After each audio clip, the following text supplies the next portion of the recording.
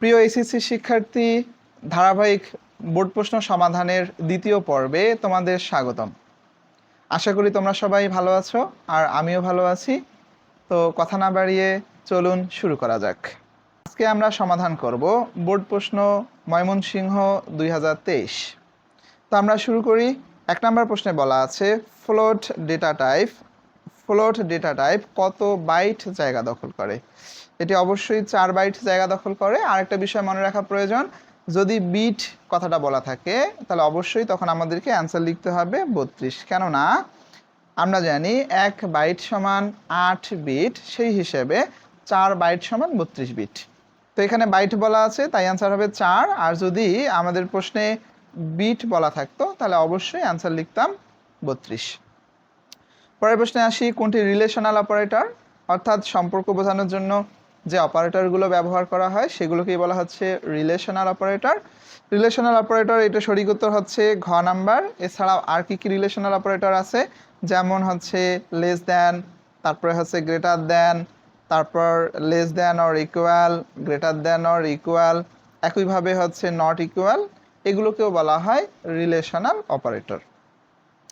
3 নম্বর প্রশ্নে আসি। এটা অবশ্যই এই প্রশ্নটিও সি প্রোগ্রাম থেকে দেয়া, যেখানে এক্স ইকুয়াল 10, আসলে এখানে সমান বলতে সমান বোঝায় না, একটা সমান বলতে অ্যাসাইন করা বোঝায়।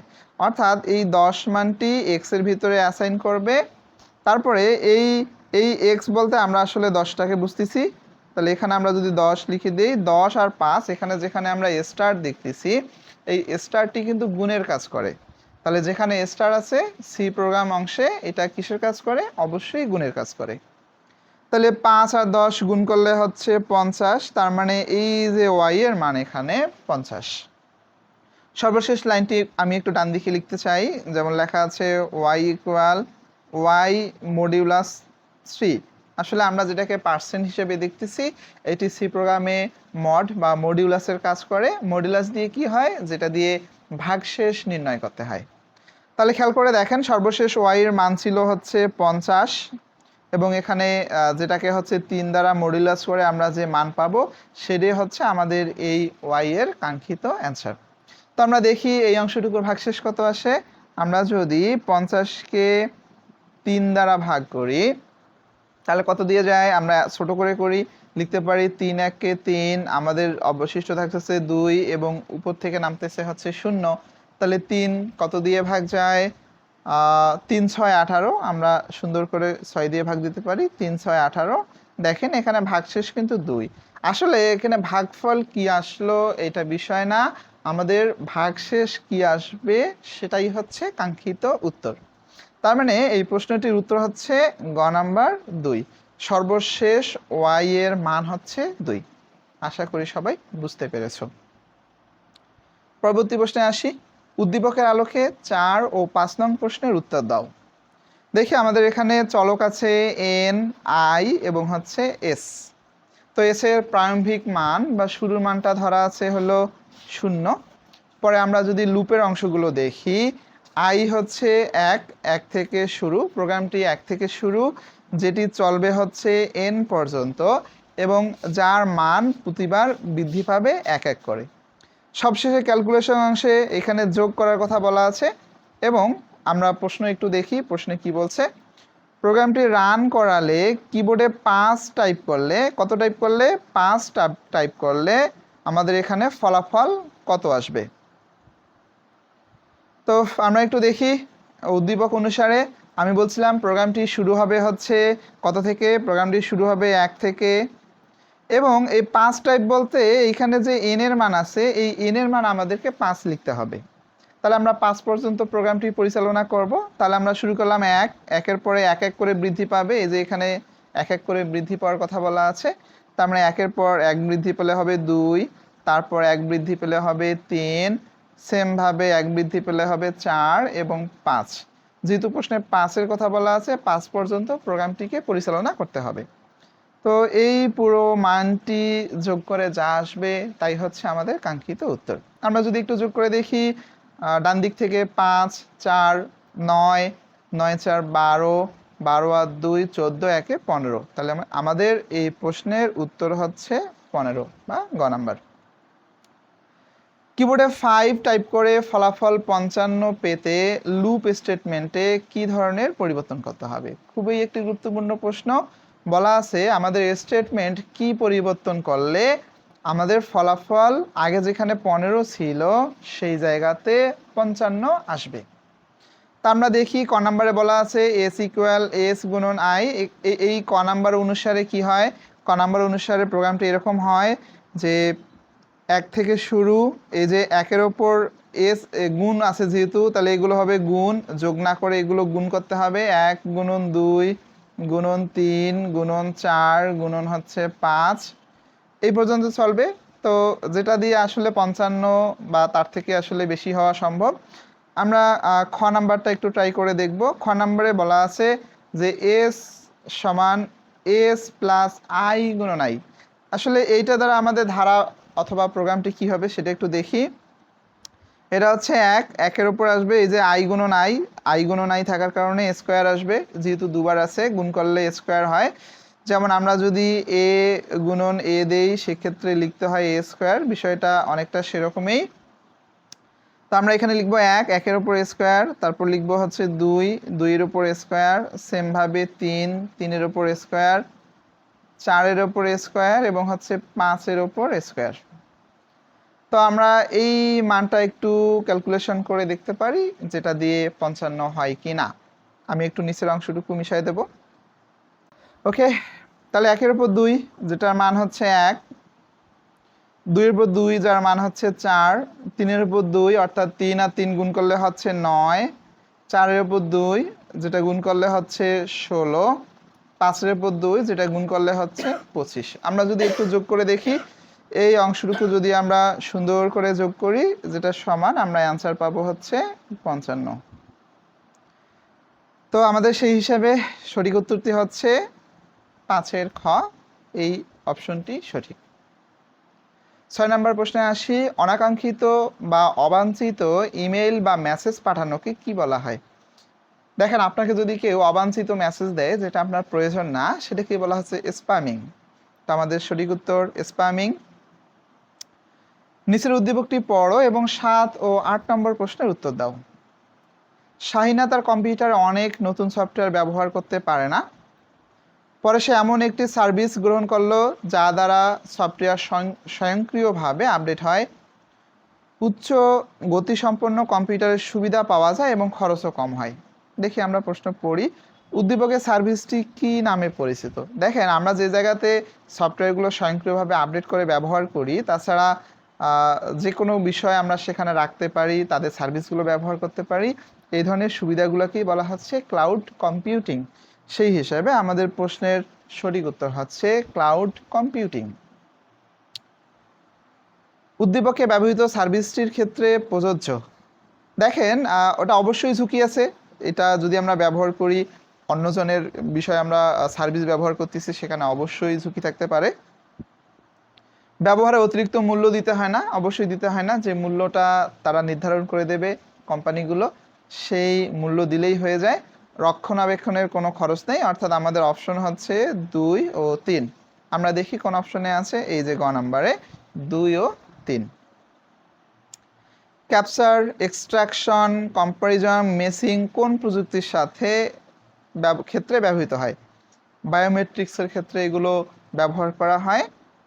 মেশিন লার্নিং অ্যাপ্লিকেশন তৈরিতে কোন প্রোগ্রাম ব্যবহার করা হয়? এটার জন্য পাইথন ভাষা ব্যবহার করা হয়। একটি চ্যানেল দিয়ে 5 সেকেন্ডে 9000 বিট স্থানান্তরিত হলে, অর্থাৎ ট্রান্সফার করা হলে তার ব্যান্ডউইথ কত? এই যে ব্যান্ডউইথ কথাটা আছে, এটা মানে বুঝতে হবে 1 সেকেন্ডে কতটুকু অংশ ট্রান্সফার করা হয় তাকেই বলা হচ্ছে ব্যান্ডউইথ। অর্থাৎ আমি যদি 1 সেকেন্ড সময়ে 5 বিট ট্রান্সফার করতে পারি, তার মানে আমার স্পিড হচ্ছে 5, যেটাকে বলা হয় বিপিএস, অর্থাৎ বিট পার সেকেন্ড। তো এখানে দেয়া আছে 5 সেকেন্ডে। আমরা সুন্দর করে সমাধান করতে পারি যে 5 সেকেন্ডে যদি 9000 বিট ট্রান্সফার করা হয়, তাহলে আমাদেরকে 1 সেকেন্ডে অবশ্যই 9000 ভাগ 5 আমরা যদি এটা দিয়ে কাটাকাটি করি 90-কে হচ্ছে 18 দিয়ে ভাগ যায়, পরে 2 শূন্য, অর্থাৎ 1 সেকেন্ডে ডাটা ট্রান্সফার করার গতি হচ্ছে 1800। তো যেহেতু এটাকে বলা হয় বিপিএস, বিট পার সেকেন্ড, সেই হিসাবে আমাদের সঠিক উত্তর হচ্ছে ঘ। তাহলে আমরা মনে রাখবো 1 সেকেন্ডে যতটুকু পরিমাণ ডেটা ট্রান্সফার করা হয় তাকেই বলা হচ্ছে ব্যান্ডউইথ বা স্পিড। পরের প্রশ্নে আসি, একই প্রোটোকল বিশিষ্ট 2 বা ততোধিক নেটওয়ার্ককে সংযুক্ত করে কোন ডিভাইস? এটা অবশ্যই রাউটার। কোন প্রজন্মের মোবাইলে ভিডিও কলের শুরু হয়? এটা আশা করি তোমরা সবাই জানো যে আমাদের দেশে যখন 3G অর্থাৎ থার্ড জেনারেশনের নেটওয়ার্ক ব্যবস্থা চালু হয় তখন আমরা সরাসরি ভিডিও কল করার সুযোগ পাই। তাহলে এটাকে বলা হচ্ছে তৃতীয় প্রজন্ম বা আমরা বলতে পারি 3G।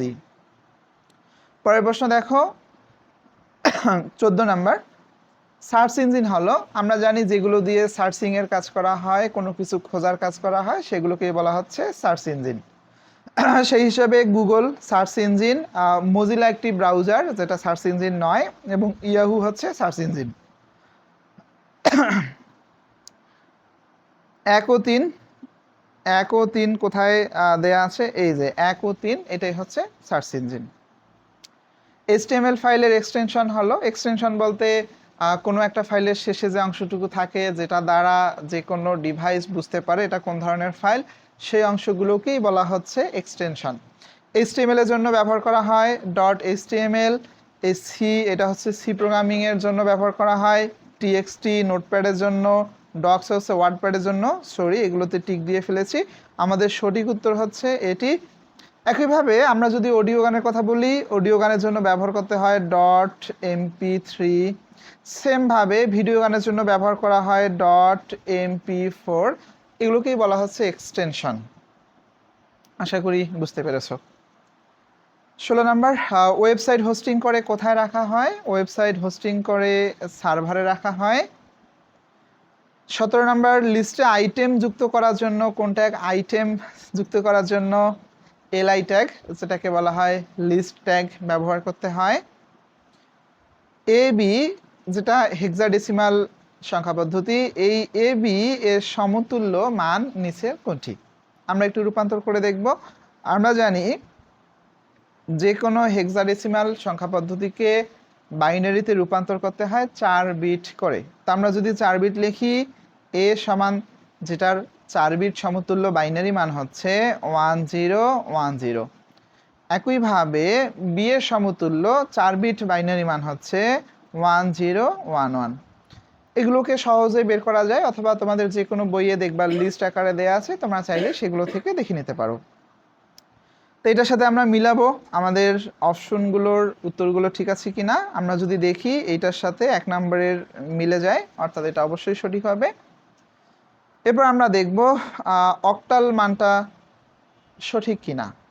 তো আমরা যদি দেখি যে আমরা যে বাইনারি মানটা বের করলাম, অর্থাৎ 1010, তারপরে হচ্ছে 1011, এটি একটি বাইনারি মান, যেটাকে যদি আমরা অক্টালে রূপান্তর করি সেক্ষেত্রে 3 বিট সমতুল্য মান বসিয়ে রূপান্তর করতে হবে। তা আমরা এটার 3 বিটের গ্রুপ করতেছি, এখান থেকে 3 বিট। যদি কখনো গ্রুপ করার ক্ষেত্রে 3 বিটের ঘাটতি পড়ে, সেক্ষেত্রে অতিরিক্ত শূন্য দিয়ে নিতে হয়। তো আমরা এই সমতুল্য মান বসাই, যেটা সমতুল্য মান হচ্ছে 2, এটা সমতুল্য মান হচ্ছে 5, এবং এটা সমতুল্য মান হচ্ছে 3। তাহলে অক্টালে মান আমরা কি পাইলাম? 253। আমরা দেখি 253 অক্টাল অবশ্যই সঠিক। এবং পরের অপশনটি দেখেন, যেটাকে বলা হচ্ছে 7373। দেখেন এ বি একটি হেক্সাডেসিমাল সংখ্যা এবং বড় সংখ্যা, যেটা 73 হওয়া সম্ভব নয়। চাইলে আপনারা রূপান্তর করে দেখতে পারেন। তাহলে আমরা এখান থেকে পাইলাম 1 ও 2 সঠিক, সেই অনুসারে ক নাম্বার অপশনটি সঠিক।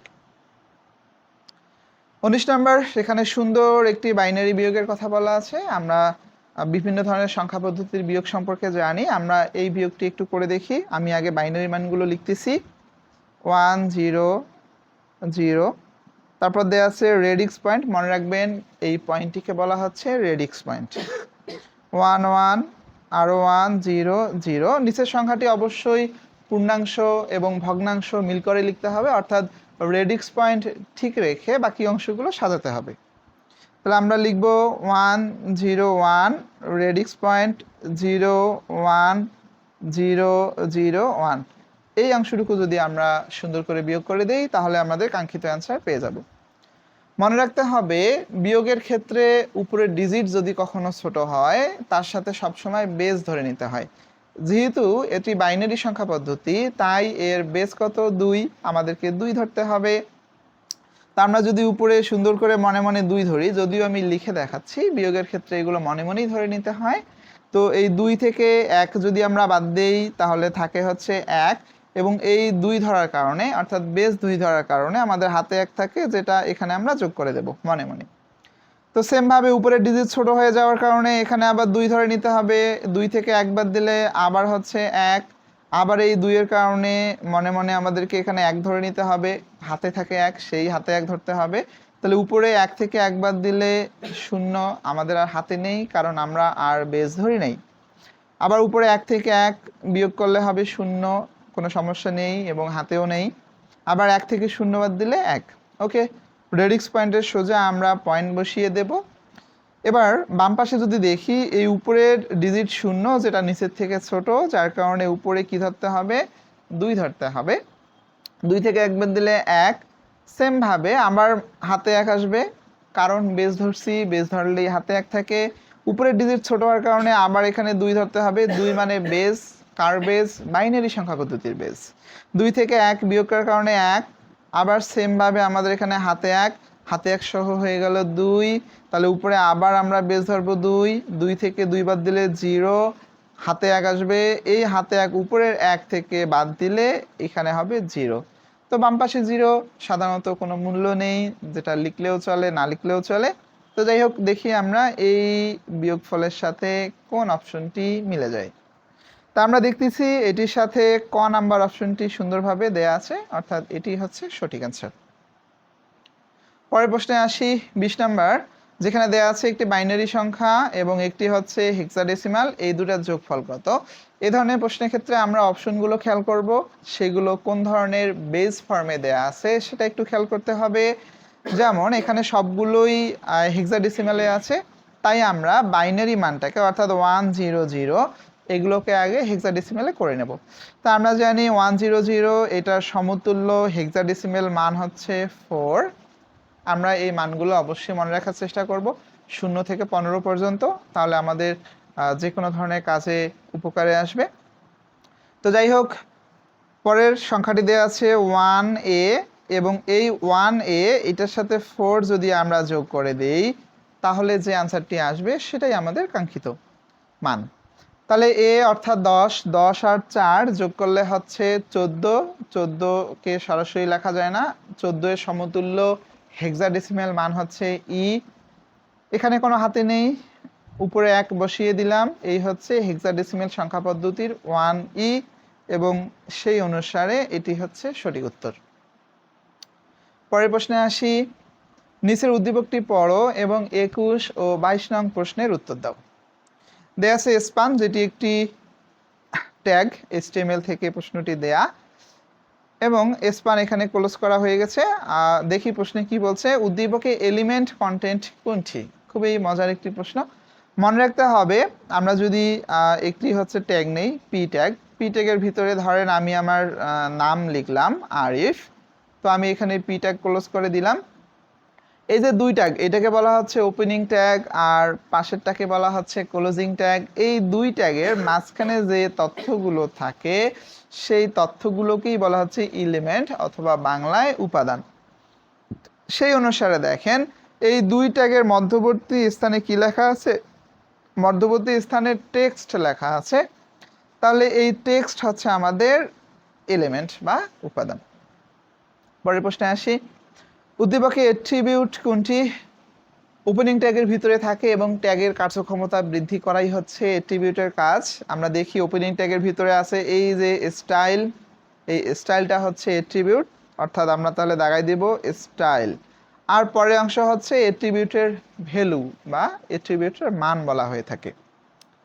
পরবর্তী প্রশ্নে আসি, এখানে একটি সুন্দর গেট দেওয়া আছে, যে গেটটা দেখে আমরা বুঝতেছি এটি একটি ন্যান্ড গেট। তো বলা আছে এক্স এর মান কি হবে।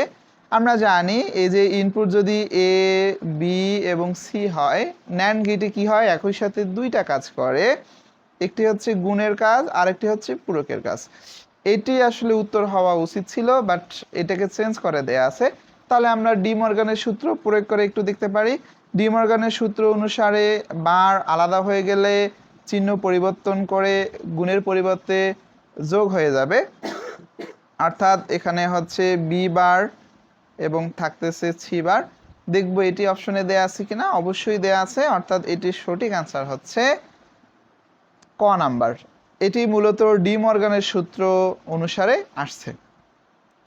পরের প্রশ্নে বলা আছে যে এ ইকুয়াল 0, বি ইকুয়াল 1 এবং সি ইকুয়াল 1 হলে আউটপুট কত। উদ্দীপক অনুসারে ন্যান্ড গেটের কাজ করে দেখাতে হবে, অর্থাৎ যেখানে একবার গুণ করে সেই গুণফল যেটা পাবো সেটাকে নট করতে হবে, অর্থাৎ পূরক করতে হবে। তাহলে আমরা দেখি 0, এই 0 1 1 এগুলো অ্যান্ড গেট অনুসারে গুণ করলে 0 হয়ে যায়, কারণ ন্যূনতম একটা শূন্য থাকলেই সেটার গুণফল 0 হয়ে যায়। তো এই শূন্যকে যদি আমরা নট করি, কারণ এই যে এখানে নট গেটের চিহ্ন দেয়া আছে, আমরা যদি নট করি তাহলে সেটার কি হয়ে যাবে, 1 হয়ে যাবে। অর্থাৎ তাহলে আমাদের এই প্রশ্নের সঠিক উত্তর হচ্ছে 1 বা 1। সর্বশেষ প্রশ্ন, টেলিপ্রেজেন্সের প্রয়োগ ক্ষেত্র কোনটি। আমরা জানি টেলিপ্রেজেন্সের প্রয়োগ ক্ষেত্র হচ্ছে ভার্চুয়াল রিয়েলিটি। আশা করি তোমরা সুন্দরভাবে বুঝতে পেরেছো এবং পরবর্তী ভিডিও পাওয়ার জন্য লাইক, কমেন্ট ও শেয়ার করতে পারো। সবাইকে অসংখ্য ধন্যবাদ।